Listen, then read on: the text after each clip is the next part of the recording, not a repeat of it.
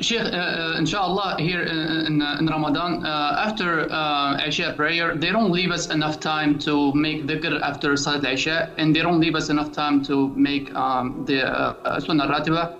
Also, they don't do Salat al-Ibrahimiyya at the end of every 2 rak'ahs. Jazakumullahu khair.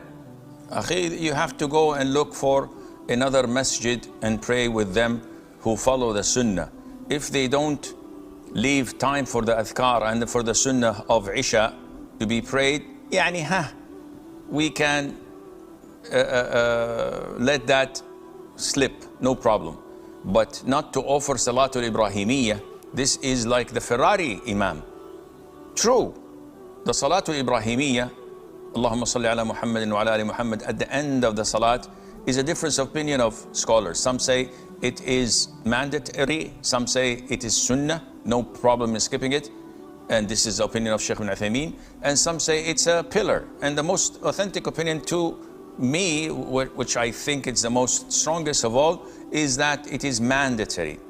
So even if you pray behind them and you can finish it on your own, this is fine, the Imam's Salah is valid. But why would I waste my time praying so fast, so quick, focusing on the quantity rather than on the quality? Look for a masjid that follows the Sunnah and pray there. And if there isn't any, I would highly recommend that you pray home, prolong your prayer, take your time, and gather whomever you can with you.